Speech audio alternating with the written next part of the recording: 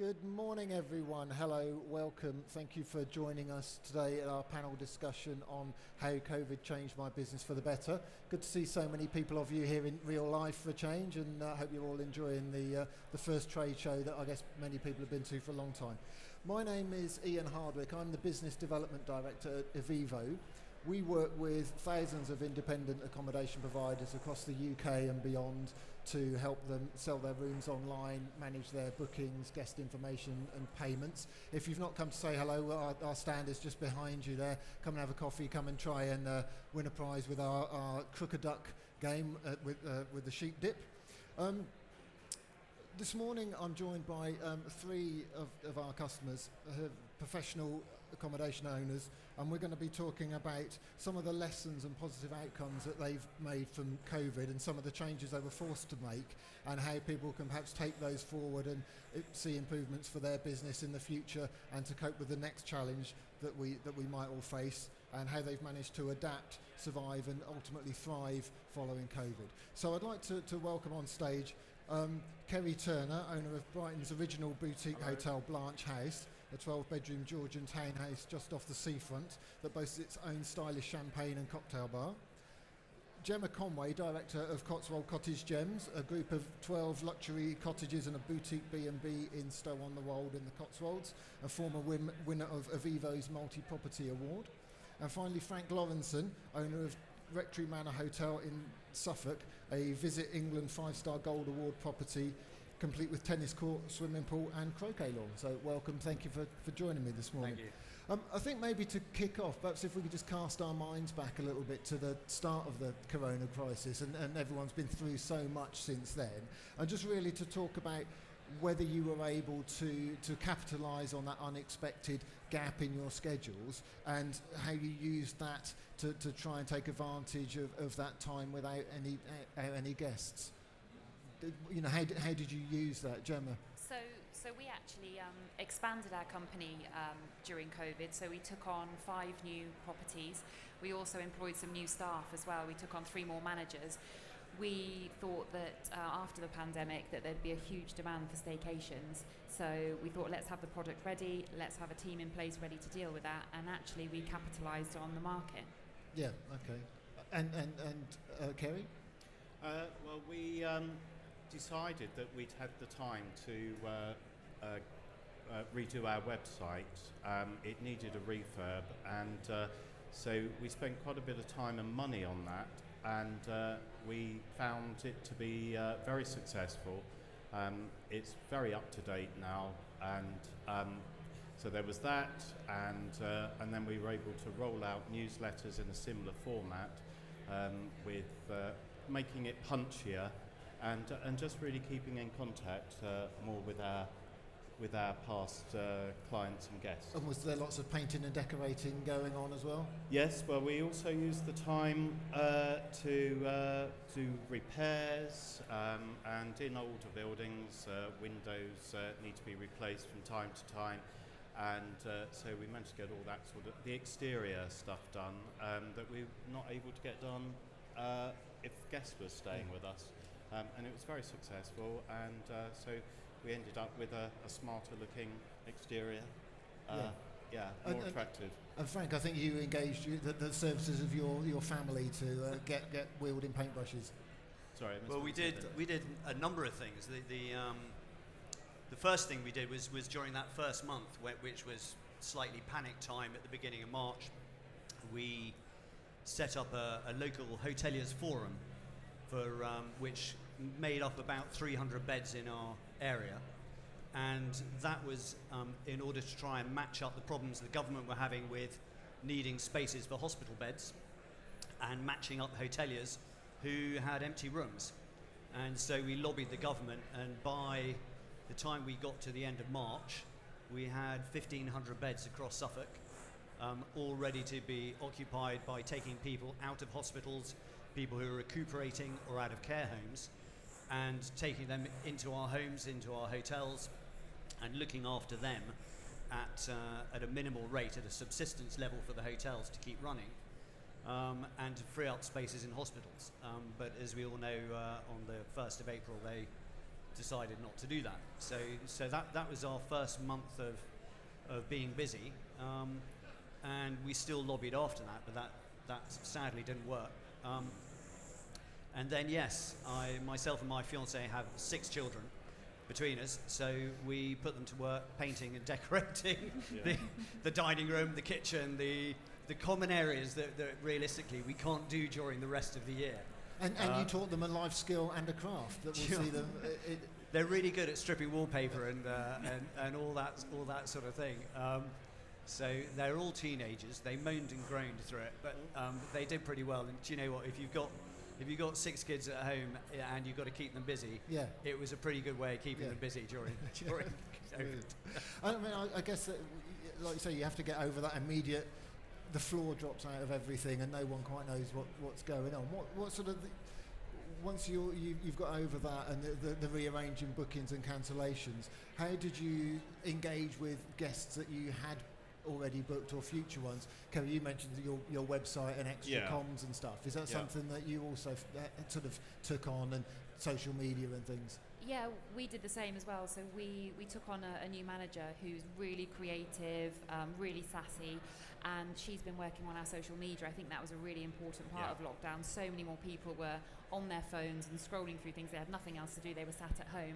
So we really engaged with our customers by improving social media, our Facebook, our website as well. We did a lot of work in the back office of the website just to make it more interactive. So we set up a mailing list so people could subscribe, log in, get the best deals for our properties for when we did reopen. Yeah, and you use TikTok on your Instagram. Not that I'm a big TikTok user. Hands up, who's got a TikTok account? Yeah, so we do use it, but we don't feature in the TikTok videos. It's just very much more about the cottages and just to kind of create a brand awareness and to give people a little snapshot into what we're doing really in the Cotswolds. Yeah, and Frank, did you sort of find a? I think for us it's slightly different. So our website we had redone our website the year before, and I'll be honest, I know everybody very much is engaged in social media. We tend to do that less than most people.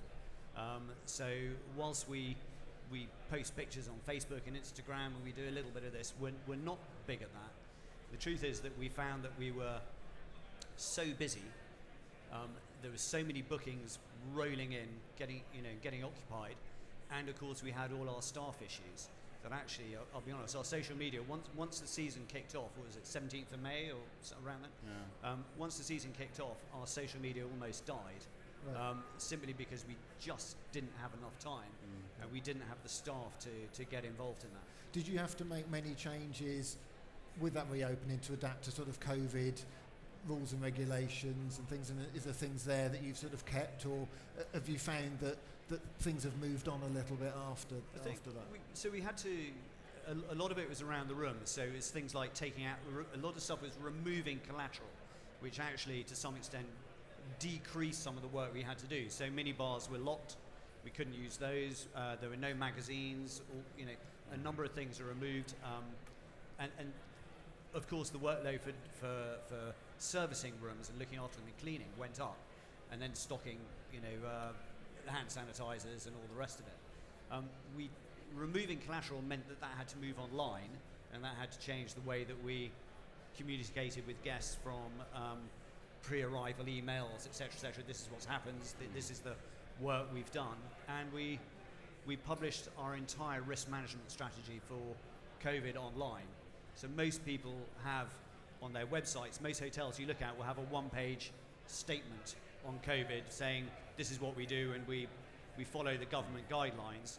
We actually published a almost 30-page document, which was our entire risk assessment, because we felt that was valuable for people to see what those requirements actually were. And then they can sort of use that to interpret that however they want, and they could hold us up to it as well. So they could hold up and say, well, you haven't done this or you have done that. So it just made it, we felt nothing was open to interpretation. Because it looks like a difficult balance if you look at reviews and stuff. Some people are like, they made me feel really safe. Other people were kind of like, it was too much.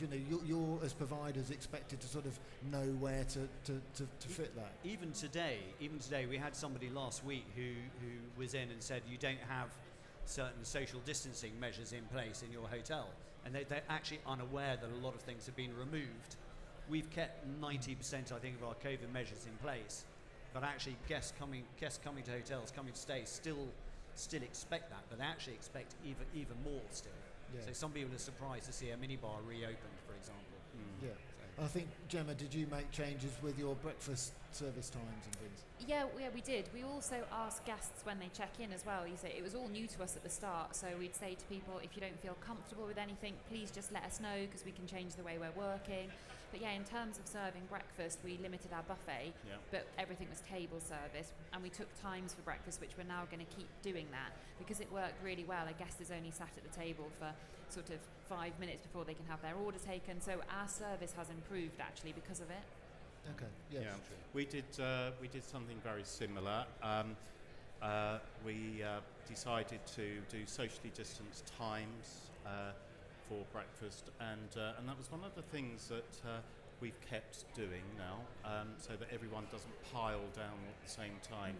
And it was interesting. We've had the hotel for 10 years, and I thought, why on earth did we not think of that before? It's been very well received. We also, we don't do cooked breakfast now, we do what we call a plentiful continental, and that's all served from the kitchen, and so we don't have any food out on display, and it's so much easier. And so where those busy Saturday and Sunday breakfasts used to be, it's just so smooth now. You sort of think, well, when's it going to be busy? We did the same. We wondered why we hadn't done it beforehand. Yes. Yeah. So exactly the same. Now we do it all the time. Exactly. Yeah. So if that's a good lesson learned, I'd put that out to everybody. And do you find that guests are still sort of concerned about it, or have they moved on a little bit? And they want to just get back to normal? I would definitely say they've moved on, and we still have hand sanitizer around the building, and we still have the socially distanced signs, but nobody really seems to take too much notice of that.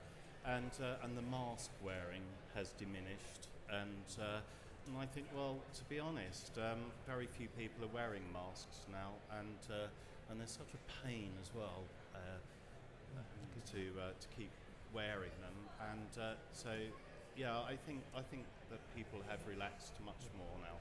And have you found your use of technology in sort of pre-booking and people when they're with you has changed? You talked about the website, but obviously in terms of sort of communication and contactless check-ins and stuff like that. So what we decided to do was so that we had as least contact with our guests not in a bad way, but so that we had things like their addresses and their email addresses that we don't always get through OTAs if they're not direct bookings, and a lot of people have really been very helpful with that by sending us that information before they arrive. So it's a case of sign here, I'll show you up to your room now. So there's not all that faff going on with, can you give us your address details and so forth. So that has worked really well. I guess, Gemma, with your cottages, you presumably don't see a lot of the guests anyway, so were you already sort of contactless? Yeah, we were already set up to take contactless payments anyway. We're always at the end of the phone if someone needs us, so all of the guests in the cottages, they reopened first, of course, on the 12th of April, and it all was a self-check-in, contactless. But again, if they needed anything, we were like, let's just try it and see, because we don't know, we're kind of muddling through, we're following all the guidelines, but lots of customers wanted different things, so we just kind of went with it, and we were able to provide that service because we had enough staff members. So if someone wanted something in particular, we could do it for them if they did need to see us. Yeah. And Frank, have you?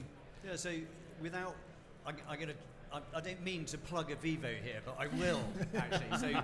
So from the pre-arrival emails, telling people what measures we are doing and why we're doing them, and then we used to, when guests check out, we'd give them an envelope with their bill in it. That's just kind of way we did it. Now we don't. We actually use use an iPad, and we just show them the statement on the iPad, and we take the payment on the iPad, and we email the bill to them that way. And so I'm sure we don't necessarily save a huge amount of money on paper and envelopes, but certainly we're maybe doing something environmentally that is good. Yeah. And it's to some extent less hassle for us having to print out those bills and do it all last minute. So for us, we have changed the way that we do things to some extent. So all our room information, for example, is now, you have one of those barcodes, and you can get all your room information that beforehand would have been in a folder. As it happens, we were about to go through not a total rebranding, but we were about to have all our room information booklets reprinted. We haven't had to do any of that now. It's all electronic. It's on the internet. I don't know what that would cost us to do. Maybe £600-700 probably at the end of the day to do all those bits and pieces. So we've saved that. We've saved time on checkout, and hopefully a little bit of saving the planet. And it has made a difference. And we haven't had a customer this season so far since we opened who said, "Can we have a paper copy?" Yeah, and I guess that's the thing, isn't it? Yeah. Until you do these, you kind of think that the guest is expecting this, and then when you stop giving it to them, they don't question it. They might be looking for a room guide, but I know, Gemma, you've got Instagram guides for each property and things like that. So we stay in touch with guests like that. Yeah. And we do very similar. We don't print off their bills anymore. They just get emailed through eviivo, and it's so easy. Yeah. So a big plus. That's good to hear. Yeah. I'm sort of thinking, with that requirement and desire for more and more information, have you seen, Frank, more people booking direct, or in a kind of that they want to engage with you personally to learn more, or is that not really? So unfortunately, we've seen the opposite. So we've seen it go in the other direction. All our special rate plans that we've had for people booking direct, which generally involve paying money up front, none of those have worked. So even though it's sometimes the year you can pay half price if you book direct with us and you pay in advance, or you pay a deposit on it, nobody's interested. Nobody's interested. They will pay twice as much to have a flexible booking that they could cancel up until 2 days beforehand. So that hasn't worked as a method of attracting direct bookings. And we discovered that. It took us about a month to work out that about 50% of all our bookings were now coming through OTAs, whereas before it was 25 to 30%. And that number still hasn't changed. So even though our book direct deals are still cheaper, we have shorter cancellation policies, we have everything else, I think there's been a big drive by the consumer to not want to take a risk perhaps on booking with an independent hotel who they thought might not be there tomorrow. And we actually had people calling us and saying, "How do we know you're still going to be there?" Really? I think there was such a panic around COVID that people thought all the hotels would go under. So we've actually seen a decrease in direct bookings. Anybody who's seen it go the other way, I want to learn how they did it. Terry, how's that played out? How's that played out with you? We had a very good, I think it was August, where we saw a better ratio of direct bookings versus OTAs. I put that down to the amount of work that we did on our social media posts. Something had worked, and so I put it down to social media posts, and also explaining to guests that we would be very flexible if they had to change their dates for whatever reason. So rather than cancelling, we would do a postponement and then move their booking to a date when they knew that they could definitely come along. We've actually had a lot of guests who's called us at the last minute to say, "We've been tested for COVID." So that's been an interesting one. What do? You can't say, "Well, I don't believe you." You do have to be more empathic on that. So again, booking postponed and rebooked for when they're able to come along. So and flexibility for us was really name of the game. And as you were saying about last minute cancellations, you just have to accept it a bit more rather than being very rigid. Otherwise, people just won't come back. And Jem, have you sort of driven repeat bookings and more bookings? So what we did, we actually actively encouraged people to cancel their booking with an online travel agency, and we would honour the rate, and then they could rebook with us directly later on in the year when restrictions had lifted. So we actually capitalised on that. So we've converted. done similar. So we've done similar. We converted all of those bookings, and at the end of the day, we thought, look, if we really look after our customer, they're going to be loyal to us anyway, and they have been. And actually, since we reopened, one lady has come back 3 times already. Since you've reopened? Yeah, Right. booked direct Wow. every time. So yeah, same person. Okay.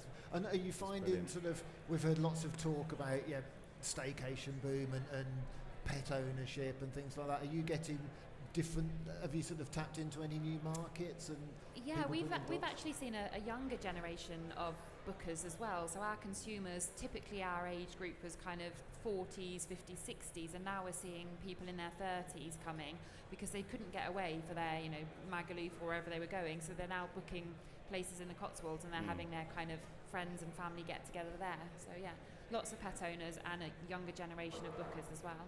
Yeah, sort of people who perhaps haven't been to the Cotswolds Yeah, before because they've exactly. never had to. And Kerry, have you sort of seen people come into Brighton for the first time, or? Yes, and not only just for the first time, but certainly we noticed it more in July and August that they weren't just booking for one night or 2 nights. We were seeing more sort of 3, 4, or 5 nights with us, which we've never seen before, and that's kind of dwindled out a bit now. But it was just incredible. Over the week, we would have people staying for quite a long time, and much better for us, and much easier. And are they using you as a base to explore the south? Yeah, Or are they right. do they just spending all their time in Brighton? Some people were also visiting family that they hadn't been able to see, and also a lot of people who came to stay with us said that, well, we should have been in Ibiza or somewhere exotic for that particular week. So we decided to come to Brighton, and we're actually having a brilliant time. Some people got lucky, and where the weather was brilliant. So Brighton's great when it's very hot. Yeah. So yeah. It's great to see people rediscovering places and getting back into Totally, sort of and thankfully Brighton has the vibe has returned there, and you'd almost think there was nothing had ever happened previously, so which is good for us. Yeah. And Frank, have you got lots more dog owners or pet owners or sort of or is it just a sort of different sort of customer? Have you found a different set of guests? It's interesting to hear what you guys say, because actually our story is pretty much exactly the same. Our demographic of people staying would probably be 40, 50, 60 and older even, and now this year we've seen a lot more people in their 20s and 30s, a lot younger than we would normally get, which has created a different vibe within the business as well. It's quite interesting. A ridiculous amount of dog owners, because we take dogs in all our rooms bar one, which we're now going to reduce actually, because we've had too many dogs coming through, and therefore some carpets have to be changed and all sorts of issues with that. So yes, a very different type of client this year to what we've normally seen, but with it comes challenges in terms of staffing that and occupancy. We had, for the first time, 2 months with 100% occupancy. Wow.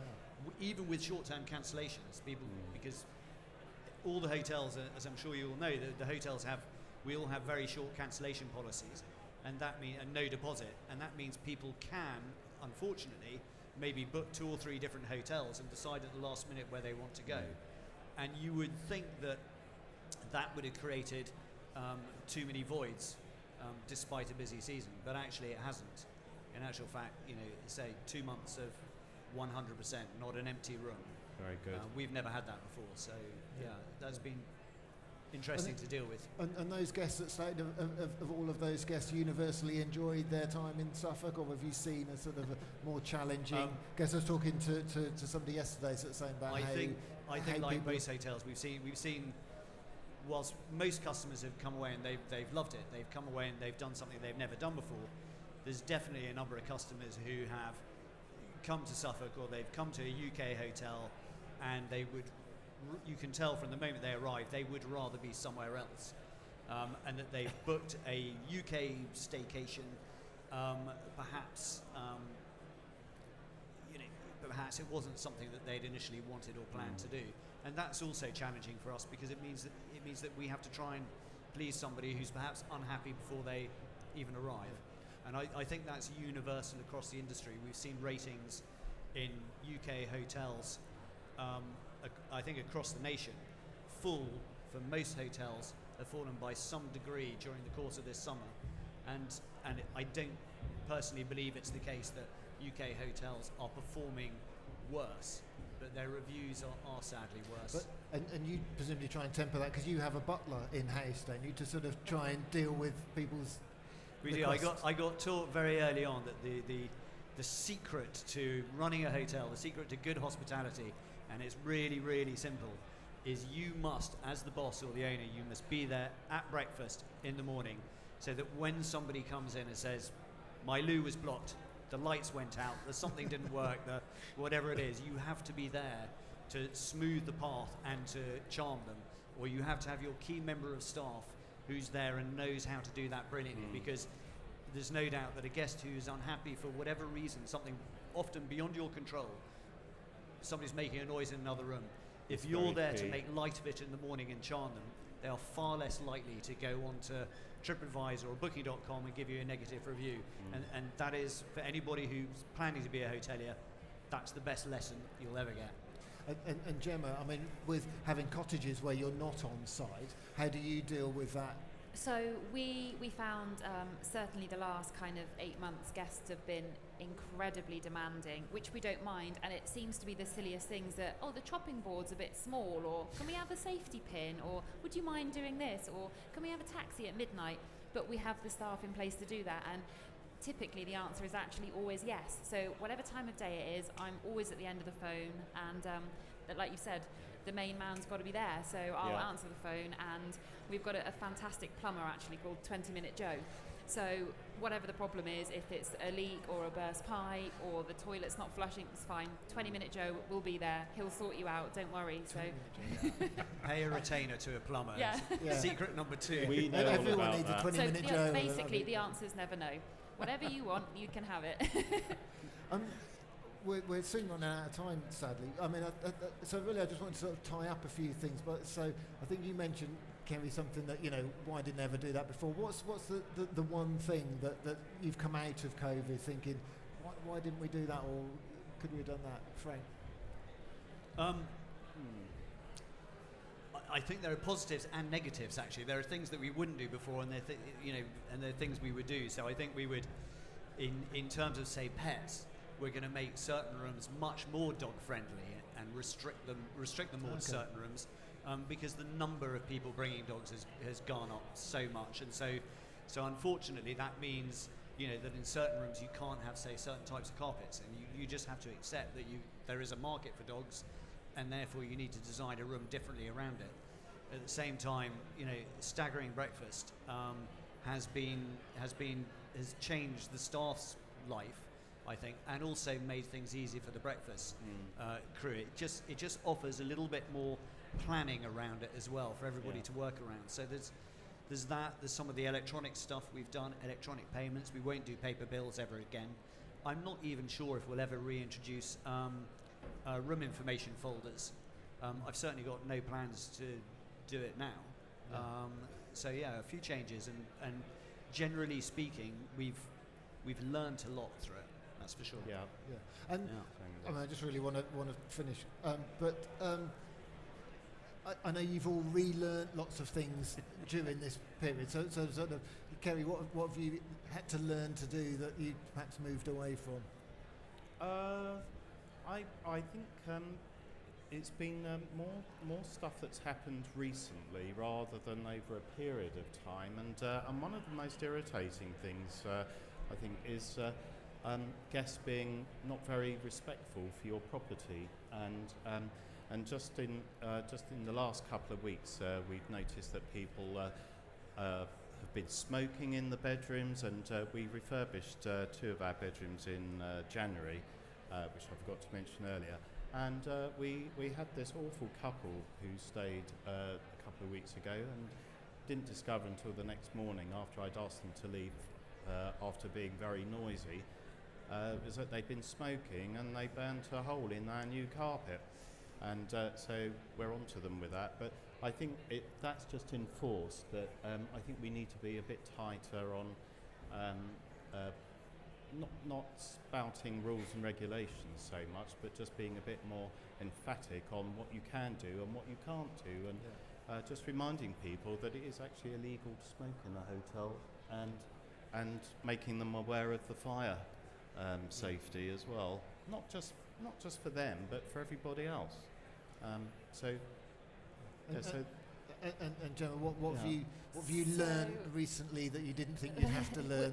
We've had to learn, all of the staff, and we furloughed our staff, but we paid them 100%. We really looked after them, and they've been very loyal to us, but we've all had to learn to just be jack of all trades. So we can all poach an egg now at the guest house, we can all change beds, we can do everything, because if people got pinged by their track and trace, you're a member down, you're a member of the team down. So a lot of our girls can pretty much do everything across the whole business, so that's what we took from it. Yeah, so just sort of learning to adapt, survive and thrive, as I think we say at eviivo. It's a good point. I had to, this year I had to cook breakfast again for the first time in 8 years. I think first time I've ever had to cook breakfast in 8 years. And I started off, when I first did the job, I did everything myself, so I learnt it all. And I had to relearn how to cook breakfast just simply because we've been so busy. So actually learning all the trades is something that we've had to do as well. Yeah. Or relearn some of it. Yeah. Brilliant. Okay, sadly we're run out of time. I've got lots more we could talk about, and what's coming down the line, the next challenge after COVID and this, that and the other, but sadly we've run out of time. Thank you very much for joining us. Hope that's been of interest. Hope you've all learnt some hints and tips there of things that maybe you can adapt for your own businesses, or even just share an experience. It's always good to meet up with people and sort of see what's going on in the wider world. Thanks very much for joining us, and enjoy the rest of the show. Thank you.